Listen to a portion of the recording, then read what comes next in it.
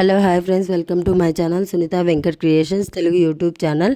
అందరికీ నమస్కారం అండి. ఈరోజు వీడియోలో ఏపీ రాష్ట్ర వ్యాప్తంగా ఉన్నటువంటి ప్రజలందరికీ కూడా భారీ శుభవార్త అండి. ఎందుకంటే ముఖ్యంగా పెన్షన్దారులకు ఏపీలో ఉన్న ప్రజలు చాలామంది కొత్త పెన్షన్ల కోసం ఎదురు చూస్తూ ఉన్నారు. సో వీడియోలో మనకు ఎప్పటి నుంచి కొత్త పెన్షన్ల కోసం అప్లై చేసుకోవాలి, అలాగే వికలాంగులకు దివ్యాంగులకు కొత్త పెన్షన్ రావాలి అంటే సో సదర్ సర్టిఫికెట్లో పర్సంటేజ్ అనేది ఎంత ఉండాలి, దీని గురించి ఫుల్ డీటెయిల్స్ అయితే తెలుసుకుందాము. అలాగే దీనితో పాటు 50 ఏళ్ళు నిండిన వారికి గుడ్ న్యూస్ అండి. 50 ఏళ్ళు నిండితే చాలు, ఇక మీదట పెన్షన్ అనేది ఇస్తున్నారు. మామూలుగా అయితే మనకు 60 ఏళ్ళు నిండేంత వరకు పెన్షన్ అనేది ఇచ్చేవాళ్ళు కాదు. ఇప్పుడు 50 ఏళ్ళు నిండితే చాలు పెన్షన్ అయితే ఇస్తున్నారు. అలాగే 50 ఏళ్ళు నిండితే భార్యకు భర్తకు ఇద్దరు ఒకే కుటుంబంలో ఇద్దరికి నిండిపోతే ఇద్దరికి ఇస్తారా ఇవ్వరా అని చెప్పి చాలామంది కూడా ఈ విషయం అయితే అడుగుతూ ఉన్నారు కదా. దాని గురించి కూడా నేను వీడియోలో క్లియర్ అండ్ క్లారిటీగా అయితే చెప్తాను. సో పెన్షన్లో అయితే మనకు కొత్త పెన్షన్లు ఇస్తున్నారు. దీనికి ఎప్పటి నుంచి అప్లై చేసుకోవాలి, అప్లికేషన్ అనేది ఎక్కడ ఉంటుంది, అప్లికేషన్ కావాల్సిన డాక్యుమెంట్స్ ఏంటి, సో పెన్షన్ పొందాలి అంటే ఎలాంటి అర్హతలు ఉండాలి, దీని గురించి నేను ఫుల్ వీడియో డీటెయిల్స్గా క్లియర్ అండ్ క్లారిటీగా అయితే చెప్తానండి. సో దట్ ఎవరు కూడా స్కిప్ చేయకుండా చివరి వరకు చూడండి. వీడియో నచ్చితే తప్పకుండా లైక్ చేసి మన ఛానల్ని కొత్తగా చూస్తున్నట్లయితే సబ్స్క్రైబ్ చేసుకోండి. మీరు సబ్స్క్రైబ్ చేసుకోవడం వల్ల గవర్నమెంట్ నుంచి వచ్చే ప్రతి అప్డేట్ను నేనైతే మీకోసం అందిస్తూ ఉంటానండి. ఓకేనండి, మరి లేట్ చేయకుండా వీడియోలోకి అయితే వెళ్ళిపోదాం. ఏపీ రాష్ట్ర వ్యాప్తంగా ఉన్నటువంటి చాలామంది భర్త చనిపోయిన వాళ్ళు కావచ్చు, వికలాంగులు కావచ్చు, దివ్యాంగులు కావచ్చు, వృద్ధులు కావచ్చు, 50 ఏళ్ళు నిండిన వాళ్ళు, సో చర్మకారులు, ఇలా రకరకాల కేటగిరీల్లో వాళ్ళైతే ఉన్నారు కదా. సో వాళ్ళందరికీ కూడా మనకు పెన్షన్ అయితే అప్లికేషన్ అనేది అయితే స్టార్ట్ అవుతుంది. సైట్ కూడా త్వరలోనే ఓపెన్ అవుతున్నాయి, తారీఖులోగా ఓపెన్ అవుతుంది అనేది అయితే దాని గురించి కూడా నేను క్లియర్గా చెప్తాను. ముందుగా వచ్చేసి చాలామంది గత ప్రభుత్వంలో చాలామంది పెన్షన్ అయితే అప్లై చేశారు కదా. అప్లై చేసిన తర్వాత మాకు పెన్షన్ అనేది ఎప్పుడు వస్తుంది, మాకు పోయినసారి అప్లై చేసాము వస్తుందా రాదా అని చెప్పేసి అయితే అడుగుతూ ఉన్నారండి. సో రాదండి, ఎందుకంటే గత ప్రభుత్వంలో అప్లై చేసిన వాళ్ళకి కొంతమందికి మాత్రమే ఆల్రెడీ అక్టోబర్ నెలలో వచ్చేసిందండి. ఇంకా మిగతా వాళ్ళందరికీ కూడా ఏదో ఒక ప్రాబ్లం వల్ల అది ఫెయిల్ అయ్యి వచ్చేసి మీకు మీ పేపర్స్ అనేటివి రిటర్న్ అయితే అయిపోయి ఉంటాయి. అందుకే మీరు 1కి 4 సార్లు చెక్ చేసుకొని కావాల్సిన డాక్యుమెంట్స్ ఏంటి, ఏమేమి ఉండాలి, ఏమేమి ఉండకూడదు, అసలు మేము అర్హులమా కాదా, ఇవన్నీ కూడా పూర్తిగా మీరు చూసుకొని అప్లై చేసుకోండి. సో అలాగే చాలామందికి ఒక ఇంట్లో ఒక రేషన్ కార్డు పోయి ఇద్దరికి ఇస్తారా అని అయితే అడుగుతున్నారు. అంటే ముఖ్యంగా ఇప్పుడు 50 ఏళ్ళు నిండిన వాళ్ళందరికీ కూడా పెన్షన్ అనేది ఇస్తారు అనేది అయితే చెప్పారు కదా. భర్తకు భార్యకు ఇద్దరికి ఇస్తారా అని చెప్పి చాలామంది అయితే అడుగుతున్నారు. సో అలా ఎవరెవరికి కూడా ఇవ్వరండి, కేవలం ఒకరికి మాత్రమే ఇస్తారు. 50 ఏళ్ళు నిండిన వారికి భర్తకైనా భార్యకైనా ఎవరికైనా ఒకరికే ఇస్తారు. అలాగే మీ కుటుంబంలో మీ రేషన్ కార్డుపై ఒకరు 50 ఏళ్ళు నిండిన వాళ్ళు ఉండి ఇంకొకరు వికలాంగులు దివ్యాంగులు ఉన్నా కూడా ఇద్దరికే ఇస్తారండి. అంతేకాని ఒకరికి 50 ఏళ్ళు నిండిన వాళ్ళు కనుక ఉన్నట్లయితే అలా అయితే ఇవ్వరండి.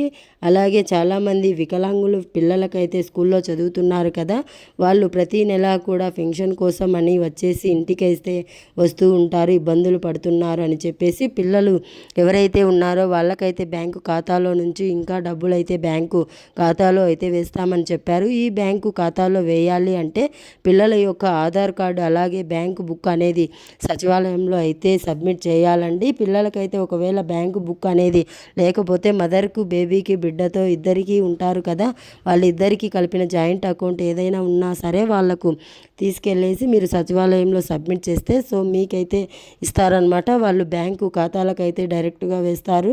సో అలాగే కొత్తగా పెన్షన్ అనేది పొందాలనుకుంటే ఎవరైనా సరే, ముఖ్యంగా వికలాంగులు అయితే 40% అనేది మీకు 40% కంటే ఎక్కువగా మీ సదరన్ సర్టిఫికెట్లో పర్సంటేజ్ అయితే అనేది ఖచ్చితంగా ఉండాలండి. చాలామంది దొంగ సర్టిఫికెట్లతో పెన్షన్ తీసుకుంటూ ఉంటే వాళ్ళందరినీ కూడా బోగస్ పెన్షన్గా గుర్తించి వాళ్ళందరికీ పెన్షన్ హోల్డ్లో పెట్టి కూడా పెట్టడం జరిగింది. కాబట్టి అందుకనే 1కి 10 సార్లు అయినా సరే మీ హాస్పిటల్కి వెళ్ళి మీకు పర్సెంటేజ్ అనేది ఉందా లేదా అనేది బాగా చెక్ చేసుకోండి. అలా చెక్ చేసుకున్న తర్వాత మీకు 40% కంటే ఎక్కువగా ఉంటేనే వికలాంగులకు 6,000 రూపాయల పెన్షన్ అనేది వస్తుంది.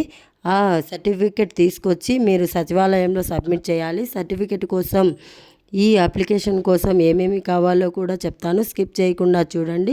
నెక్స్ట్ వచ్చేసి దివ్యాంగులకు పర్సెంటేజ్ అనేది 85% కంటే ఎక్కువగా ఉండాలి. 85% కంటే ఎక్కువగా ఉంటేనే మీరు దివ్యాంగులుగా గుర్తిస్తారు, లేకుంటే మీరు వికలాంగులుగానే ఉంటారు.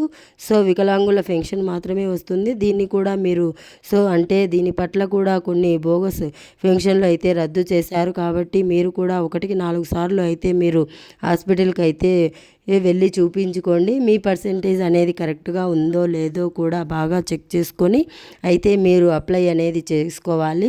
అప్లై చేసుకోవడానికి ఖచ్చితంగా అందరి దగ్గర రేషన్ కార్డు అయితే ఉండాలండి. రేషన్ కార్డు, ఆధార్ కార్డు ఉండాలి. ఇంకా క్యాష్ ఇన్కమ్ కూడా ఉండాలి. క్యాస్ట్ ఇన్కమ్ సర్టిఫికేట్, అలాగే మీకు బ్యాంకు బుక్ డబ్బులు అయితే వేయరు. అలాగే సరే బ్యాంకు కూడా ఒకటి ఇవ్వాలి. ఎందుకంటే ప్రభుత్వం నుంచి ఏదో ఒక ప్రాబ్లం వచ్చినప్పుడు ప్రతి ఒక్కరికి కూడా బ్యాంకులు అయితే వేస్తారు. కాబట్టి అందులో బ్యాంకు బుక్ అనేది మీ దగ్గర పెట్టుకోండి. నెక్స్ట్ వచ్చేసి పాస్పోర్ట్ సైజ్ ఫొటోస్ 2 అయితే ఉండాలి. 2 పాస్పోర్ట్ సైజ్ ఫోటోలు తీసుకెళ్ళండి. ఇంకా అలాగే ఒక వర్కింగ్ మొబైల్ కూడా మీతో పాటు తీసుకెళ్ళండి. ఎందుకంటే అక్కడ మీకు ఏదైనా ప్రాబ్లం వచ్చినా మిమ్మల్ని సచివాలయానికి దేనికైనా రావాలన్నా సరే, అలాగే మీకు పెన్షన్ అనేది శాంక్షన్ అయ్యిందా లేదా అయినా సరే మీకు మీ మొబైల్కి అనేది మెసేజ్ అయితే వస్తుందన్నమాట. దానికోసం అయితే ఇవన్నీ కూడా ఉండాలి. అవన్నీ కూడా ఒరిజినల్స్, జిరాక్స్ అన్నీ ఉండాలి. అప్లికేషన్ అనేది నెట్ సెంటర్లో అయితే దొరుకుతుంది.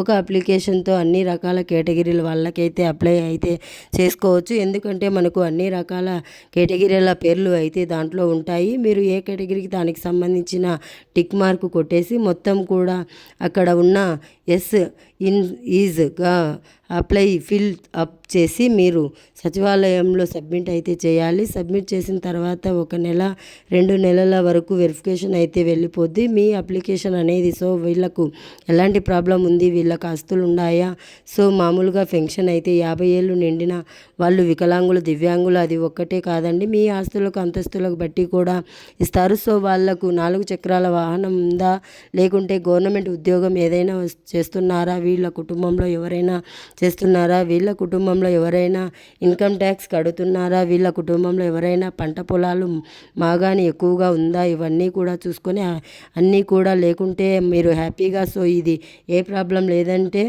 ఉంటే మీకు హ్యాపీగా ఇచ్చేస్తారు. సో ఇదన్నమాట గత ప్రభుత్వంలో అప్లై చేసిన వాళ్ళకైతే మళ్ళీ కూడా మీరైతే అప్లై చేసుకోవాలండి. ఇంకైతే అప్లికేషన్లు అయితే పనికిరావు. ఎందుకంటే సో మీకు ఏదో ఒక ప్రాబ్లం ఉండొచ్చు, లేదంటే మారిపోయే మూమెంట్లో కాబట్టి వాళ్ళు పట్టించుకోకుండా అయినా